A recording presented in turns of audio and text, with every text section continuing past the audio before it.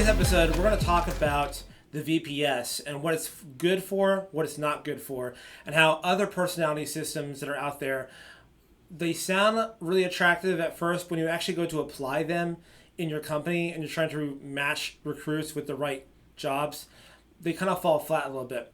So let's look at a call on the Entre Leadership Show featuring Dave Ramsey. So right off the bat here, I want you to say it's very hip and cool and sexy to make fun of Dave Ramsey, and I don't think that's really fair. I'm actually a big fan of Dave Ramsey. I've learned a lot from him personally. Entre Leadership is a great book. I live in Middle Tennessee. I have lots of friends. I have lots of clients who work for the Ramsey organization. So that's not what this is about.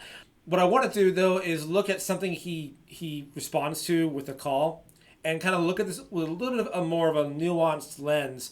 Some of his advice is actually spot on here, but when it comes to applying a personality system to it, I find that to be a little limiting, and I'll just put my 2 cents in. I look forward to getting your feedback as we go. So here we go. Let's do this.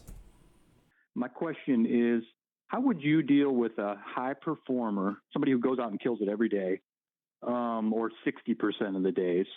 And if I can just color it in a little bit, like their best or their on time is, better than most people's 100%, if that makes sense. Their 60% is better than most people's 100%.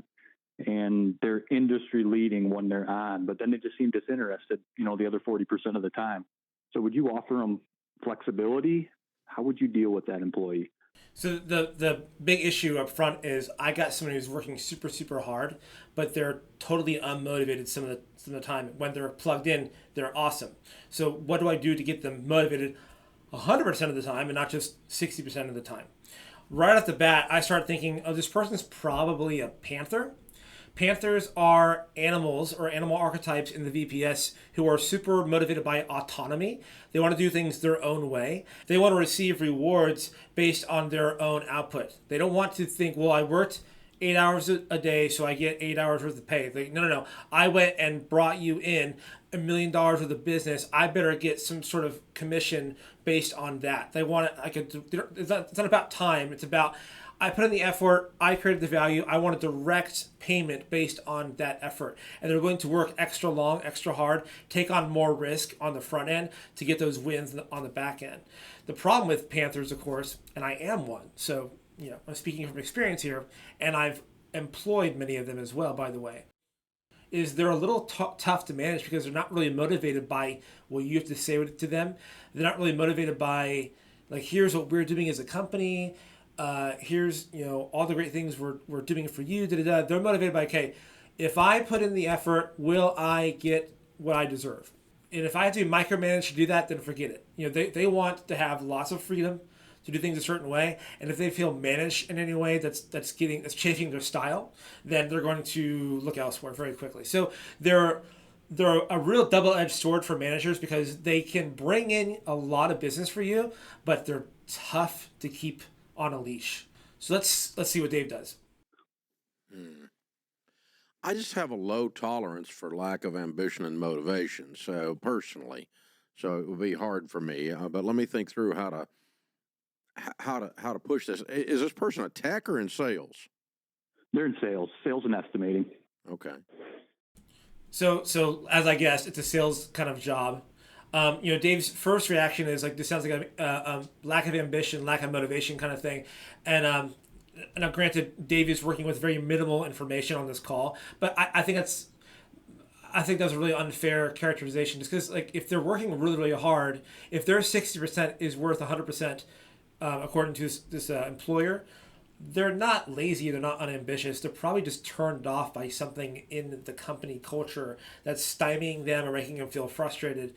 That's the first question. The first question is, if you have someone in your company who's not performing, the first question to ask yourself is not, is this person a lazy bastard or not?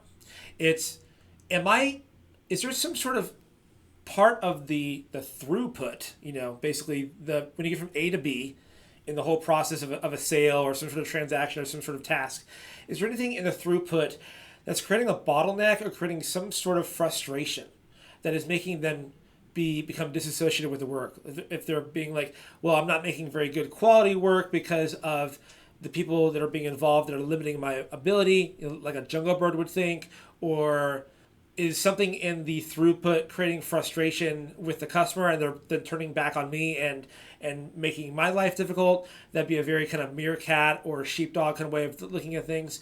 What am I doing as an employer that's creating frustration in the system? Look at that first, and then let's go back and go, okay, if I solve the problem and this person still sucks, then let's talk about their character limitations. But we'll learn more what actually happens here. It's pretty interesting. And so they, what is it that does excite them when they're on? Why are they on? Well, the estimate day is what excites them. We call it the war room. So we're gathering subcontractor bids and supplier bids and putting them together for an estimate. We're just negotiation going on. That excites them, and then the tactile part of it maybe is what doesn't excite them. Which involves what? Well, doing takeoffs, so we're mechanical, so HVAC equipment, counting the number of X. Does that make sense? Yeah. So why don't you have somebody else do that? It was so funny, man. When I first watched this video, I'm like, this is it. I have to share this on Vivonomics because that is exactly what I was thinking when I was first listening. Is like, okay, so you have basically one job, and you have basically two halves of the job. You have the going out there, making connections, making offers, and then there's the bidding part, which is like, all right, let's wheel and deal, let's get creative, let's make some solutions, and then there's like the counting up all the widgets that make up the in-house costs that are then factored into that proposal. And that's a lot of math. That's probably a lot of spreadsheets. That's probably a lot of in the numbers, in the weeds kind of stuff. And that's where this employee is getting really checked out. So as I referred to earlier, the problem was this guy a lazy bastard. The problem was there was an issue in the throughput in the A to B process that was creating a stymieing bottleneck experience.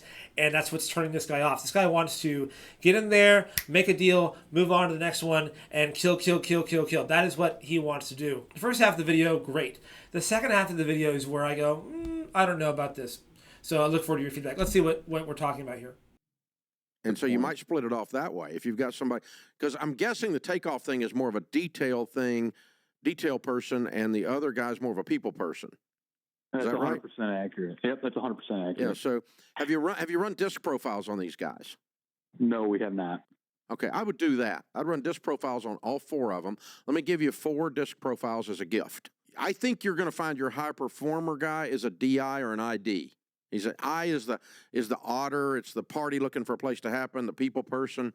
The D is the disc. Is the driver, the dominant. I'm an ID DI. That's what I am. So where we start getting off the path here is Dave recommends disc. Disc is not awful.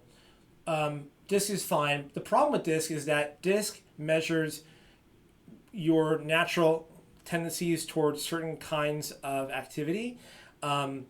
Being very direct, being very task oriented like a D, being very interactive and social like an I, being kind of in the weeds and details like a C, I think, and then an S. Whatever, it's whatever. The problem with disc and a lot of these other things that he's going to talk about here is that these are about your core temperament. They're not about what you actually want out of the job. You can be someone who scores as a DI or an SC, and it has no bearing on whether or not you're good at that job or you want to do that job. So this next part really emphasizes what I'm talking about here. He'll even admit later on in this video that just because people score a certain way does not mean they're actually good at that job or it's even a good fit for them. And folks, everybody that comes to work at Ramsey for 20 years now, we run that disc on them. And the reason we do that is not because we would not hire someone based on the disc. See, there's a lot of different personality things out there. There's strength finders. That's a good one. My friend Pat Lencioni uses Myers-Briggs all the time. We've had him on the podcast here talking about it. Your working genius. He's got the 6 working geniuses or 8 working geniuses or whatever it is. And I got to be part of the test. He had me run the test when he was running the thing out on it, which was hilarious because it nailed me exactly. So you can run these different profiles. And the reason for running them is, again, not to say I would never hire a salesperson who is a high C, a high detail person. I wouldn't say that. I would tell you not to do. Actually, you do want to hire salespeople that are high C's. A lot of them are the best salespeople you ever have. But we always think of the loud, gregarious I person being the salesperson. So if you caught that, he's saying the scores help to kind of figure out what their temperament is, how they operate in the workplace, but it doesn't actually apply to, are they actually going to want to stay in this job very long? If you are a hiring manager, small business owner, or just wanting to do leadership a little better in your organization, let's get connected. Subscribe and follow us, and check out the other resources we have for you right here in the notes. And now back to the episode. Every time you hire anyone, you are investing in that position. That position is going to cost you money before it starts making you money.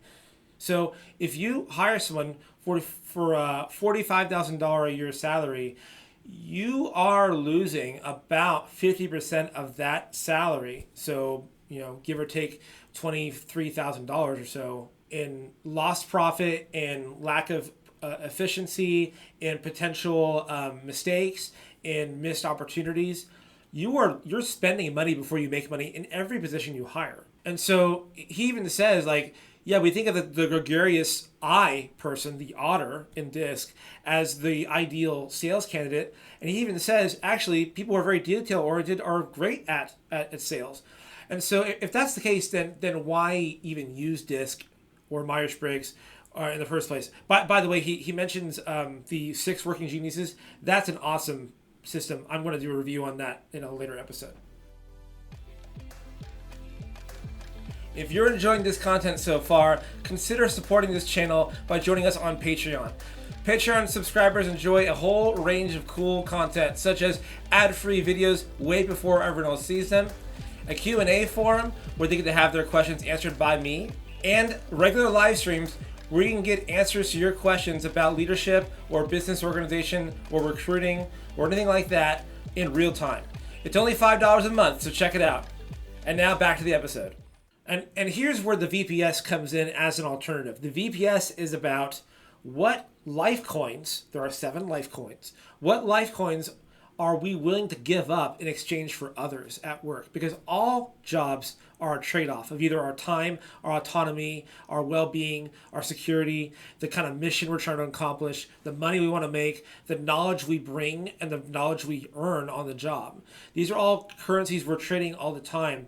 And what might be a worthwhile trade-off for me might not be a worthwhile trade-off for you. And that's why we have so much turnover on the job. Difficult bosses, compensation structures that don't make sense to us, time away from our families. These are all trade-offs. These are all debits in our currencies that we carry, so to speak, that we value. So whether or not we're a D or, in Myers-Briggs or an ENFJ or something, has no bearing on whether or not we're a good fit for the job. The VPS system is a great alternative to that because it's about your core motivation as to what you want out of the job. If we're making trade-offs that are fair to us, that we value on the job, we're going to stay there longer. So managers and employers and recruiters need to be thinking about what are the systems in place on the job that are either crediting those coins or debiting those coins of the kinds of people we want to have in that position. I hope you enjoyed this episode. If you want to learn more about the VPS and about the life coins that make up the Vivonomics system, check the link below, get those resources, learn more about us, and I can't wait to see you in the next episode.